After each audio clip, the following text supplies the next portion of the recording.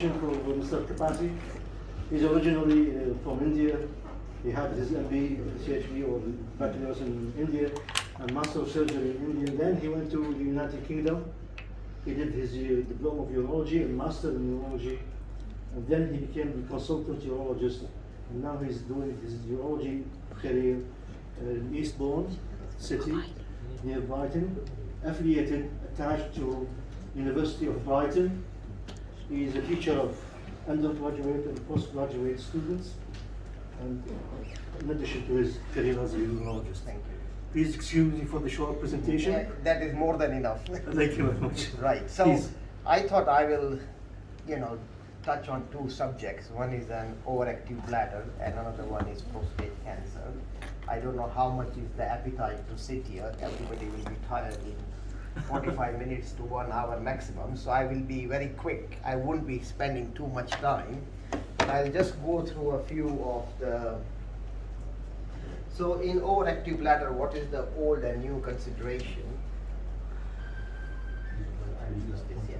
Okay. So I'll no disclosures. Sorry.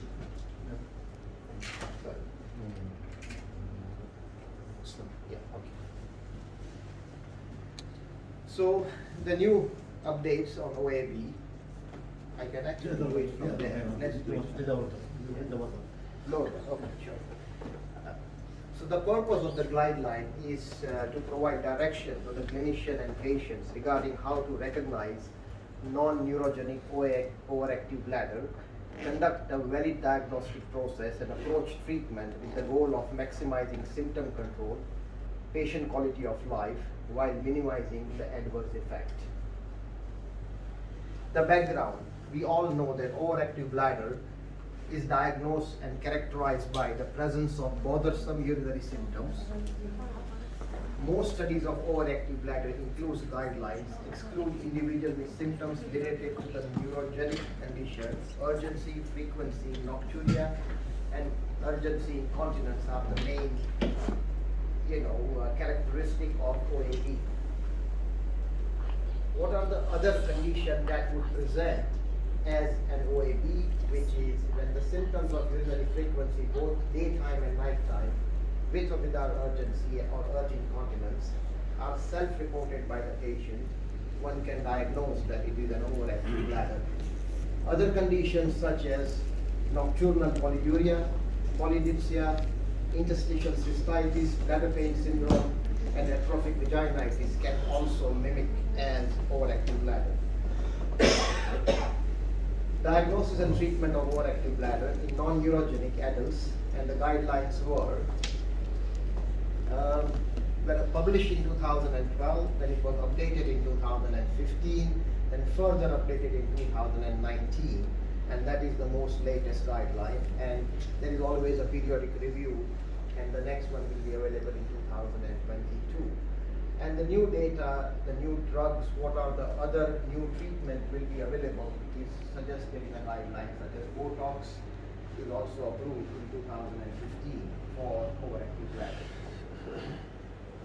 There were 13 studies which were done on different medications, sacral neuromodulation, Botox injection, and augmentation, etc.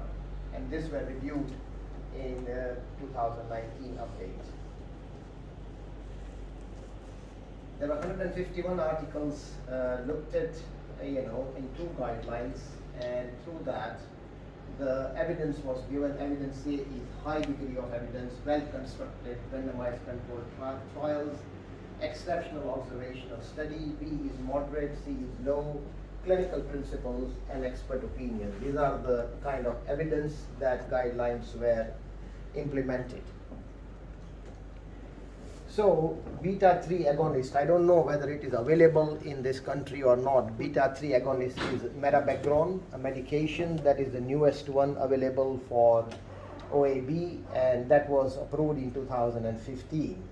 And around this medication, a behavioral trial and posterior tibial nerve stimulation and Botox injections were compared. So the patient's diagnosis and management, if we go into the first line, is that you train patients to say that behavioral therapy, not to drink too much water, cut down on tea and coffee, not to drink too much fluid after 7 or 8 o'clock in the evening to prevent nocturnal polyuria and frequency and nocturia. Second line is a pharmacological treatment and management plus behavioral therapy. Third line is posterior tibial nerve stimulation, Botox injection, neuromodulation, etc. And the fourth line is augmentation, cystoplasty, catheters, urinary diversions, but these are now not done very routinely. How do we go for the patient management? We look at the patient, consider what is the best treatment for them, look at the side effect profile. They are not insignificant, especially in elderly patients.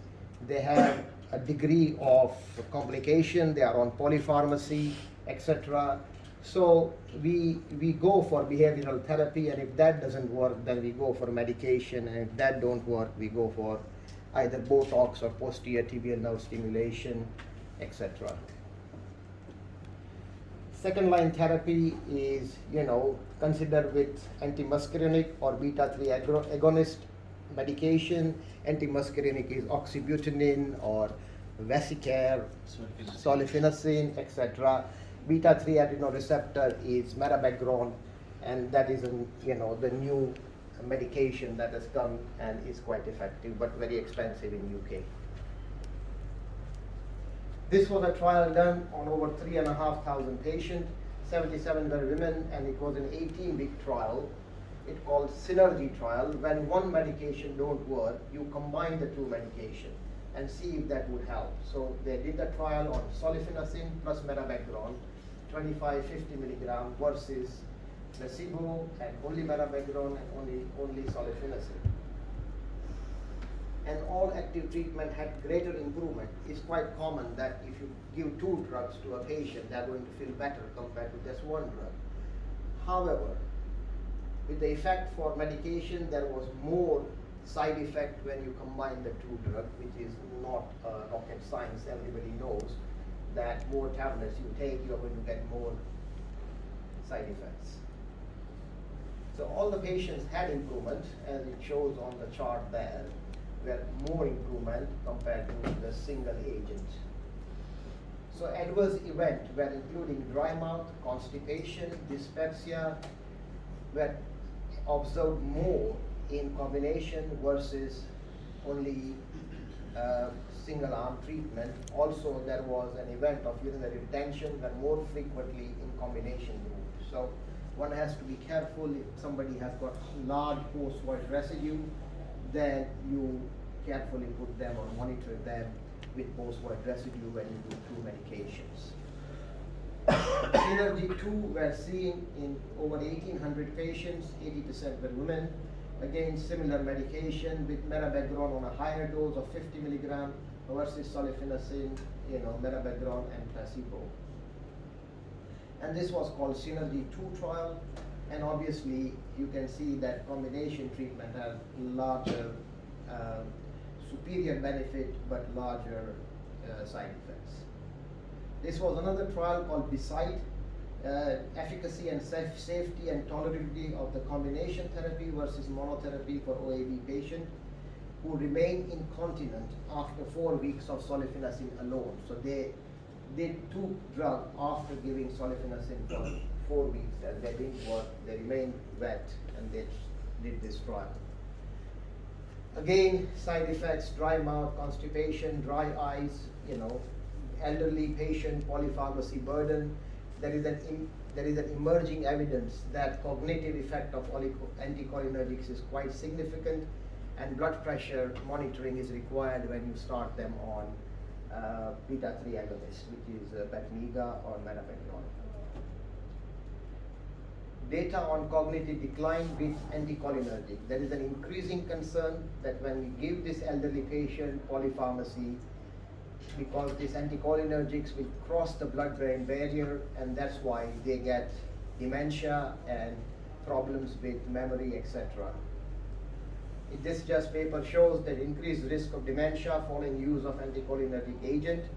It was a systemic review and meta-analysis, and after 3 months of use of anticholinergic, associated was with 46% increased risk of dementia. So it's not a drug that you would treat elderly with safety. You do need to think about it carefully. Once again, it's similar things on a graphic chart.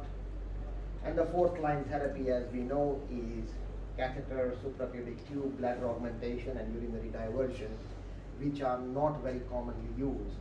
In the Western world, the three most important things is behavioral therapy, tell them to hold their bladder, cut down on the fluids. If that don't work, you treat them with a short course of anticholinergic, treat them with mirabegron. That don't work, then you consider either Botox injection or posterior tibial nerve stimulation. That don't work, then you consider sacral neuromodulation in a selected group of patients. And that is the algorithm of treatment.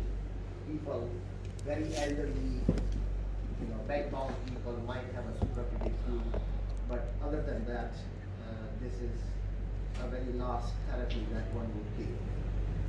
This is once again a diagrammatic chart. I will look it up because it's a bit low. Now, when you see the diagnosis, how will you treat this patient? You take the history and physical examination and do the urine analysis. And when you do that, you make sure that patient doesn't have a large residual urine and they don't have any blood or any infection, and then you exclude UTI, you exclude hematuria, you exclude stones, etc. And then you come down on urine microscopy.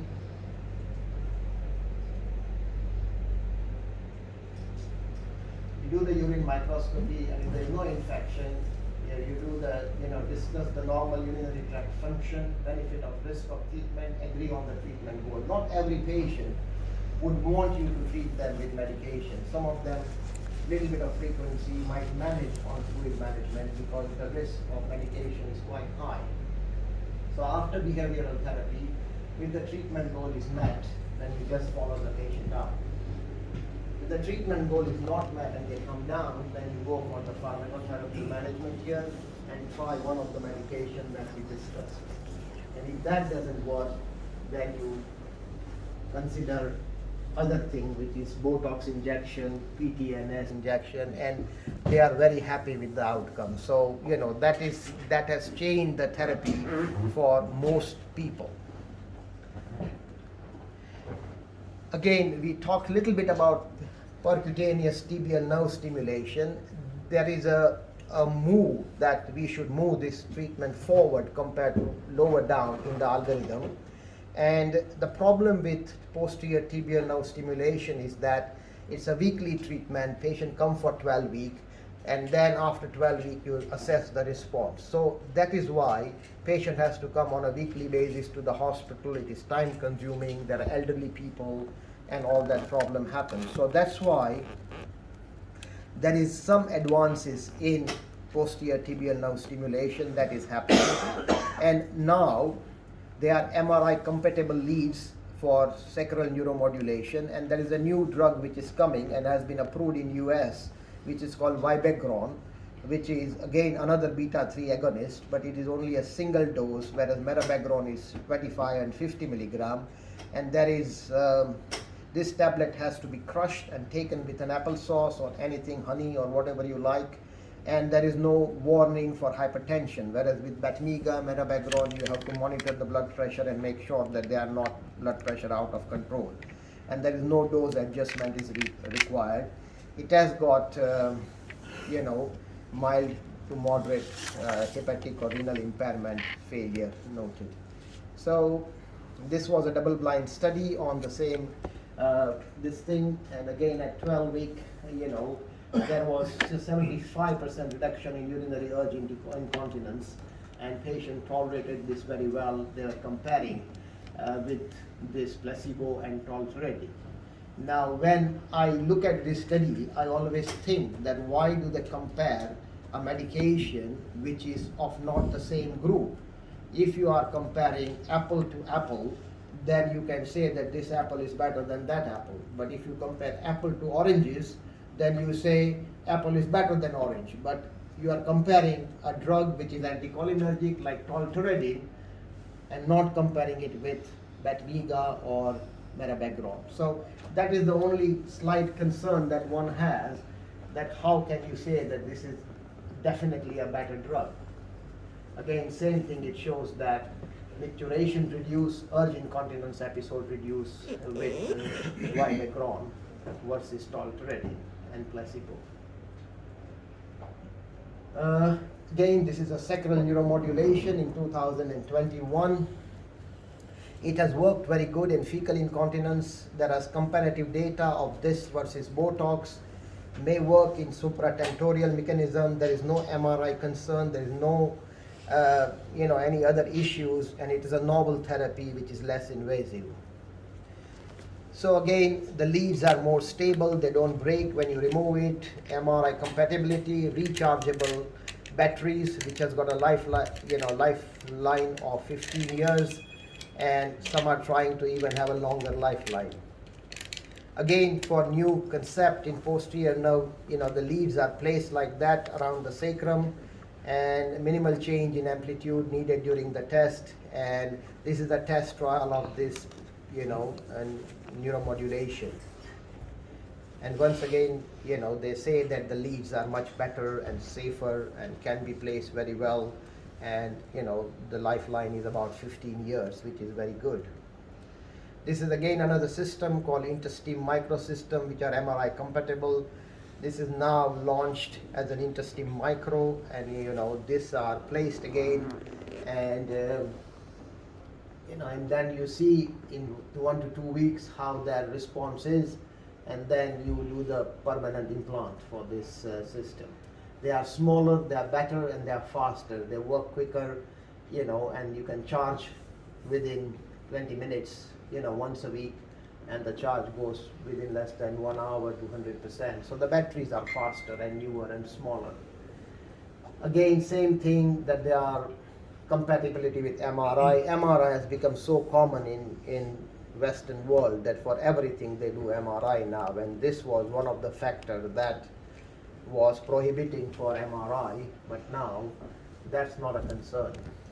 This is again another system which has come and been approved in US, and again has got a similar advantages over the older models. This is again a picture of this Exonics model of neuromodulation. So this was a supervised 3-week trial for sacral nerve modulation. This has been in press. In European author, they proposed that prolonged interventional testing allowed increased cumulative success, no significant difference in early versus late responder, and 40% of initial non-responder became responding after 3 weeks of sacral neuromodulation. So this is a drug, this is a treatment that will work if you persevere with that, and patient will benefit with their frequency, urgency, urge incontinence, etc. So in conclusion, sacral neuromodulation continues to show advances in technology. They are MRI compatible. Patient now has less restriction to therapy because it can be given, very easily, and rechargeable system, and there is no issue with that. But again, it is very expensive. I think it costs around 8,000 to 10,000 pounds to implant one of those sacral neuromodulation. Other newer concept that is coming in posterior tibial nerve stimulation is for refractory OAB, where people are not responding to any of the treatment that you have done, and people require a lot of stimulation of their tibial nerves. And if they have failed 2 treatment and refractory, would you consider PTNS as a next step? And PTNS is obviously, a couple of studies have shown that they are effective, but have a moderate response. 18% did not continue, 67% were satisfied.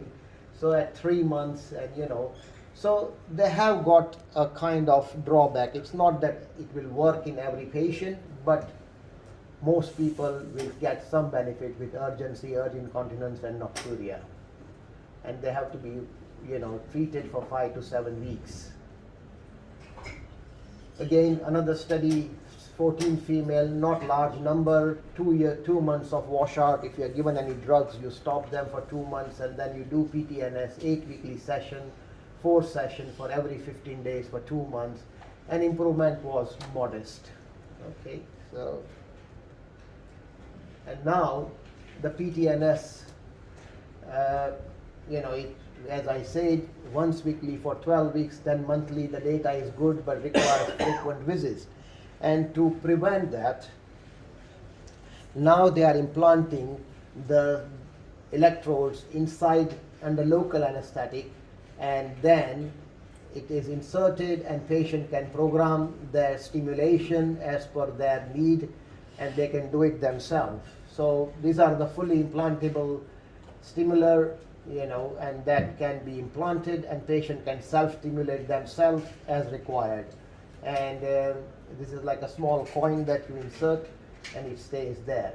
And again, similar thing where you implant the electrode there, and then this is again external stimulator, and you can stimulate tibial nerve, and that will generate the reflux into the sacral neuromodulation and goes through tibial nerve. 30 minutes of daily stimulation, and patient had 50% improvement. So it's not that you do this and everybody will get improved, but most people will find some improvement. So, in female pelvic reconstructive surgeon thinks that there are lots of things on horizon that will come and improve the patient kind of treatment. And these guidelines are updated all the time, and next update will be in 2022. So in take-home message, I feel that whenever you see a patient with urgency, frequency, urge incontinence, you exclude UTI, hematuria, stone with ultrasound scan. You do the flow rate and post-void residue just to make sure that they are not obstructed, they don't have large post-void residue. And after the behavioral therapy, start on anticholinergic. I start with simple tablet which is cheap called ditrositol or tolterodine 2 mg or solifenacin 5 mg to 10 mg. If those medications don't work, then you go on a second line Batmiga 25 to 50 mg, but check the blood pressure. Failure to respond to that treatment, then you again look at flexible cystoscopy, flow rate, ultrasound, make sure that there is no obvious cause for that. And then consider posterior tibial nerve stimulation because it is less invasive, there is no risk of UTI, no risk of urinary retention, etc. But if that don't work, we all know that Botox work. I'm sure you have tried it and very helpful. And if that everything fails, then you consider tertiary referral center for sacral nerve stimulation. Now this, again in UK, is done by only few centers because the cost is about £10,000, and you don't want somebody to do 1 or 2 implant in a year. You want somebody who is doing 1 implant or 2 implant every week, so their experience is higher and their results are better, because the results are as good as an operator.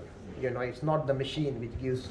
You have to place the leads correctly, you have to make sure that you have experience of managing these complications and revisions and things like that. So not every hospital will do the sacral nerve stimulation, but only tertiary referral center will do that. So that is a quick snapshot. I hope that I wasn't too quick. Thank you for your nice presentation. Okay. In fact, the guideline here in our city Karbala resemble that one. In Right. difference, we don't have Vibron. Okay. Before my question, Another, yeah. the second line Yeah. treatment, Yeah. okay, Yeah, if failed before trial to the third line, yeah, most of our patients anxious personality due to yes. the atmosphere in our city. Absolutely, yes. So I used to add anti-anxiety. Yes. Sometimes I add low dose imipramine. I mean, imitriptyline, imipramine is very good. Yes. I add with the anticholinergic. Yes. I find it's does this it's happened in UK? Yes.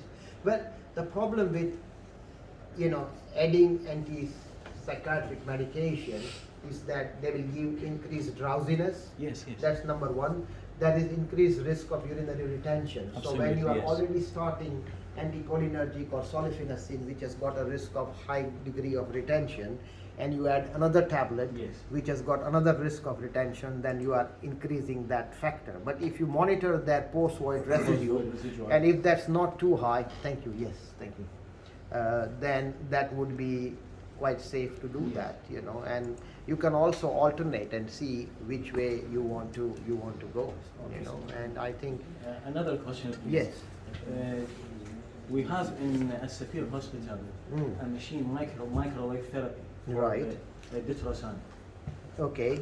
I think before 6 to 7 years brought from UK. Right. Two machine, one here and one at another city. Right. We use it instead of tibial stimulation. Okay. And good result. It is 6 sessions Okay. weekly, transurethral catheter, Okay. and microwave therapy. Also act on the detrusal muscle, Right. detrusal hyperplexia.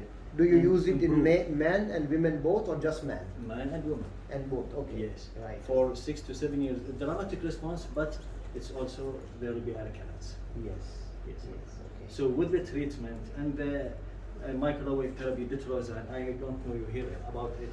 The thing Because is, it what U- microwave UK. therapy will do is Yes. that we in our unit we tried all kind of non-invasive treatment, microwave, tuner, lasers, everything. And what microwave will do is, you know, numb the nerve supply to bladder neck and, you know, in Yes. man prostate, and it might work in women as well because it's a bladder neck etiology.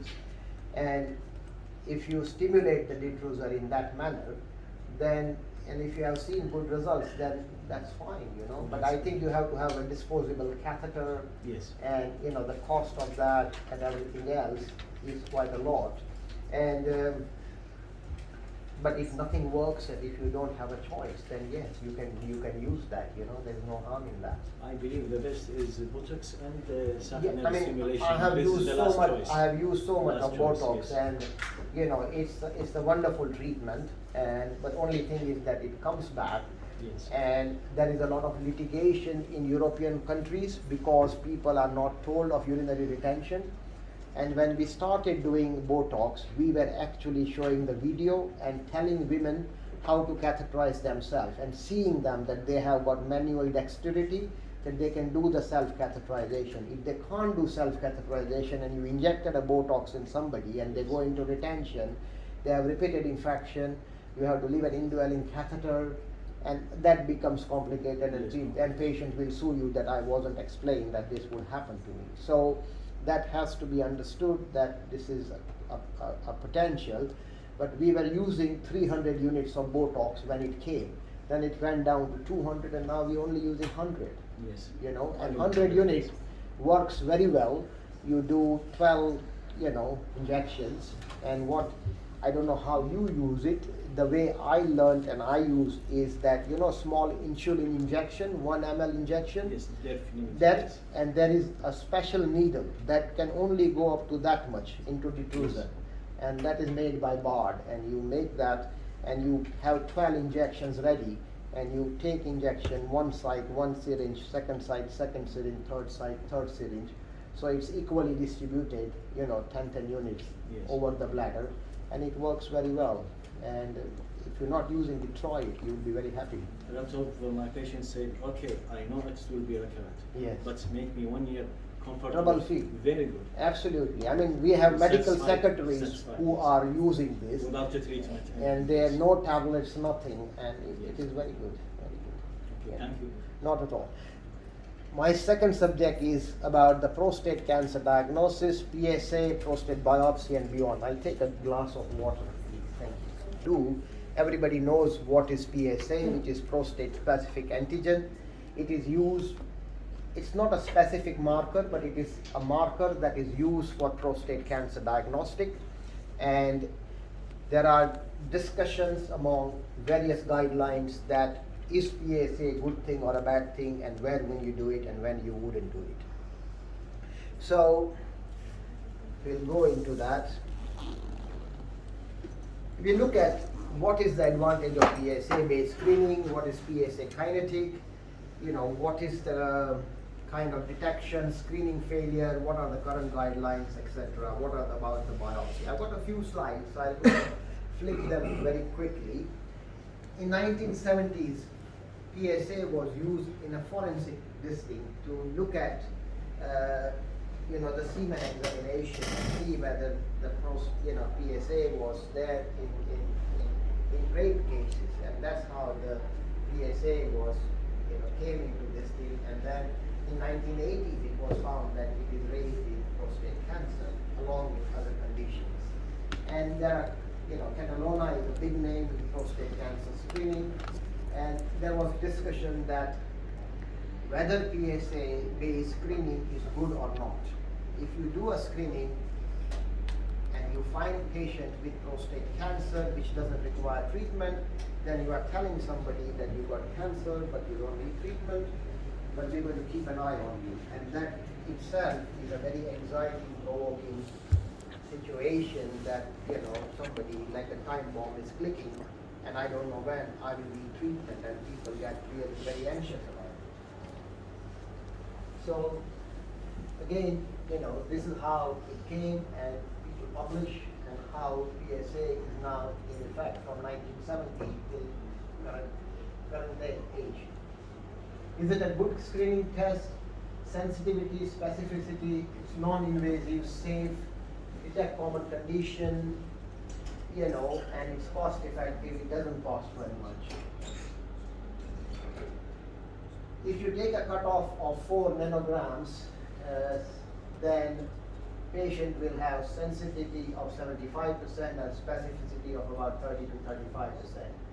It detects a common condition, detects a harmful condition, yes, but also indolent cancer.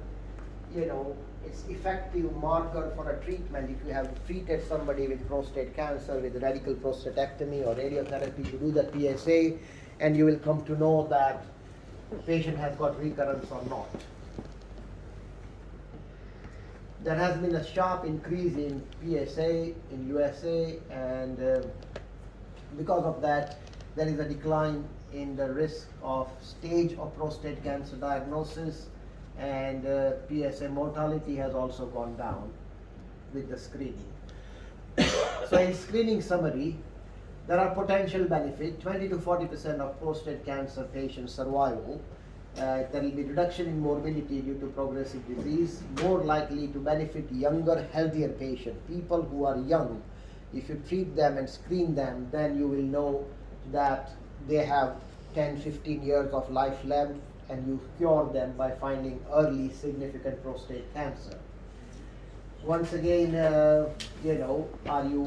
if PSA is raised, you put people under biopsy is negative, there is a risk of not finding cancer just on PSA-based screening. So you have to speak to patients and say, do you really want this? And that's how it's a dialogue between the patient and the doctor, and then you decide. And there are certain recommendations from this thing, US prevention service against screening, whereas other organizations like AUA recommend pro PSA as a pros versus cons. So again, same thing, screen everyone, target screening, shared decision making, promotion of surveillance, etc., and you just weigh the balance and see which way you want to go. So mostly they say that 8% had a PSA of more than 4 in Catalona screening study. PSA in 22%, prostate cancer was found in 22% in patients with PSA of between 4 and 10. And if the PSA is more than 10, then the prostate cancer is found in 67%. So in this day and age, I think if anybody comes who is healthy in their early 60s, I think after digital rectal examination, it is worth doing one PSA test just to make sure that it is not very high. There is no threshold. Everybody has, somebody says 4, somebody says 2.5, depending on the age. And what are the other conditions which will raise the PSA, which is benign prostatic hyperplasia, prostatitis, trauma, infection, and all the medications like alpha reductase, any procedures that you have done. There will be laboratory variation, and if patient has had an ejaculation or DRE or anything, the PSA will be affected. What happens when you do the first PSA blood test? If it is a mild elevation, you can reassure the patient, repeat PSA as long as the digital rectal examination is not suspicious. And then you exclude any active infection, manage appropriately, and repeat PSA after the resolution. There is no indication of giving antibiotics for PSA rise because it is not, infection related if you don't think that patient has prostatitis.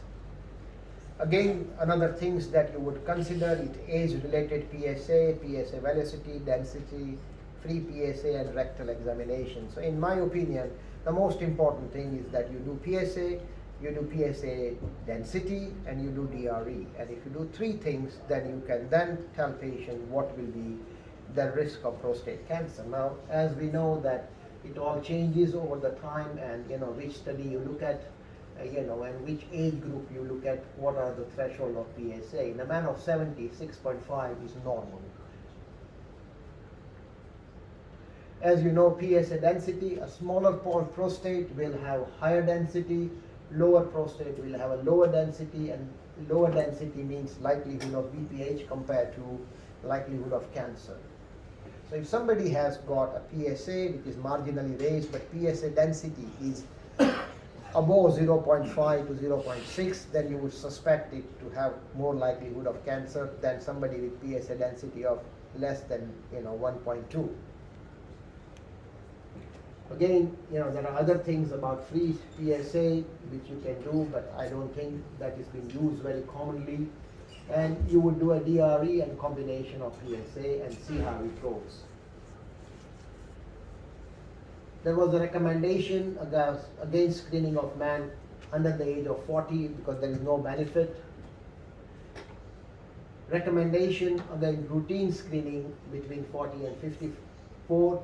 However, man with Afro-Caribbean background, very strong family history of prostate cancer. If somebody, a brother, father has prostate cancer which was of high grade and diagnosed below the age of 60, then the chance of that patient will have prostate cancer is much higher than anybody else who is a 60-year-old man. So family history of breast cancer in mother, sister, has got a BRCA genes, and if you look at that, then obviously those patients have got higher risk and you would definitely want to screen them. We now start screening people over the age of 40 in whom sometimes we see a father who has come with very high grade cancer, Gleason 9, when they are 65, and then you tell that you need a family screening for your children or your brother to make sure that they don't have high grade cancer. Again, as I said, there is increasing evidence that we should be screening people. Then if the screening is there, then you repeat PSA every 2 years, and then do the individual screening accordingly. Once again, they say don't screen older man, because if you screen 75, 80-year-old people, most people in their 80 will have prostate cancer, but they are not going to die from prostate cancer. They are going to die with prostate cancer. So you are unnecessarily finding cancer in a man of 80 with PSA of less than 10, because they are not going to die from metastatic disease. Unless somebody is extremely healthy, then that's a different thing. So there is no absolute cutoff. You do DRE, PSA density, kinetic velocity, etc. And then there is a novel marker called PCA3 and prostate images. So this is an old recommendation, but I will combine it with a newer one, that when you see people with PSA and or a suspicious DRE, the first PSA should not prompt an immediate biopsy. PSA should be verified. So you just see somebody with PSA of say 5.2 in a man of 72 years old man. You're not going to jump and say you likely got cancer, we're going to do the biopsy for you. You repeat that. You do the flow rate, you make sure that they don't have BPH. If they have BPH, treat that. And in my experience, a lot of these patients, when you treat them, their PSA, which was just marginally raised above the borderline, comes down to normal. So always do a second PSA before you jump into that. and make sure that there are no other causes like catheterization or ejaculation. Somebody in UK, people are very keen on bicycle ride. They would ride for a few miles every day, and if they have PSA after the bicycle ride or ejaculation, the PSA will be slightly raised. So one has to make sure that all that thing is done. So what do? You target mainly people between 50 to 55 to age 60 to 70, and who has got a life expectancy of over 10 to 15 years. And then you talk to patients. It's very important that we speak to people and explain the benefit versus risk, because you go for this PSA blood test, and then if it is raised, you want to travel, your travel insurance will be declined, because they will say, are you having any treatment, are you going through any investigation, and you can't travel. And a man who is just retired at the age of 65 wants to go and see the world, and suddenly there is a drawback that, okay, fine, investigation, which might be cancer, it may not be cancer. So it's a shared decision, and then you look at it, exclude all the causes, and see what happens. Risk calculators. I mean, in the end, I will share you 3 booklets, which is excellent, which is available online. You can download it, you can read it. It will give you everything that you need to know about it. But we will talk about it in the end. There are calculators which will tell you who needs PSA and who doesn't need PSA. Now again, there are biological markers. The source is from urine, blood, tissue. Most markers that are coming in market are very expensive. The test can be up to $2,000 per test, but that will tell you if you have risk of high-grade cancer or not. And that you do that mostly when you have a first biopsy which is negative, and then you have still got rising PSA, or if you've got a strong family history of prostate cancer, then you consider this genetic testing. This is again a test which is a urine-based marker called PCA3, that a patient has a rectal examination, you massage the prostate, ask them to pass urine, and then you do the test, and it will show, if there is risk of cancer or not. It's a RNA marker. It's overexpressed in 95% of prostate cancer. It's unrelated to the prostate size, and 35% predicts the presence of cancer. So anything above 35 tells you that there is a risk of cancer. Once again, this is a percent of man with positive biopsy with PSA scores. So the higher the score, likelihood of cancer. If you have a score of 54 or something, you've got almost chance of having a cancer there. So that's where we are. This is an increased efficacy. The cost goes, it was about $500, now it costs about $200, and it is used, but not very commonly, because you have to call the patient, do the DRE, ask them to pass the urine, then you have to send the urine to the lab, and then the lab will send you the result. So in a busy practice, it's not very convenient test to do. So in marker, most based on total PSA according to age, prostate size, PSA kinetics, and DRE. Then you do the free PSA, PSA density, anything over 0.15, you suspect cancer. PCA3 test, anything over 35, you suspect prostate cancer. And there is some value of risk calculator. Now, what are the images that you do for diagnosis of prostate cancer? I'm sure in Iraq possibly you still use ultrasound scan. Yes. And that is the most common, was used say 5 years ago in England. But now the guidelines have changed, because PSA has become very common test, and you want to make sure that patients don't have unnecessary biopsies. So therefore, MRI is a standard pre-biopsy. You do 2 PSA. If their PSA is above the range, you exclude all the causes, then you do MRI. If MRI is suspicious, you do biopsy. If MRI is not suspicious, PSA density is low, then you reassure the patient and discharge them to have a repeat PSA every yearly. So that is what it is. The goal is to find important cancers. There are cancers which are based in anterior segment, anything above there, are difficult to reach through ultrasound. As you can imagine, you put a probe, you hit the prostate, you will not reach the anterior part of the prostate. So that's where it is important that you understand the anatomy and make sure that you do the biopsies accordingly. Now this will tell you, you look at the hypoechoic area and you are in the rectum there, you put a needle there and you fire it and you will hit that area and you will find the cancer. It's not very difficult. So, when you see hypoechoic area, it can be about 57%, you will see that there is a cancer. And this is very important that you just don't hit the hypoechoic area, but you also do a standard template so that you know the grade of cancer, the extent of cancer, etc. This is again a power Doppler which will tell you the vascularity in the area, microbubble Doppler, which is used but not very commonly in this day and age now. MRI is a standard. It's a multi-parametric diffusion weighted MRI, and that is what is the standard of care at the moment. The cost was very high in the beginning. Now the cost has reduced to about 400 pounds, and almost we do about 50 MRI a week. So that is very common. In our hospital, there are over 1,000-1,500 MRIs done.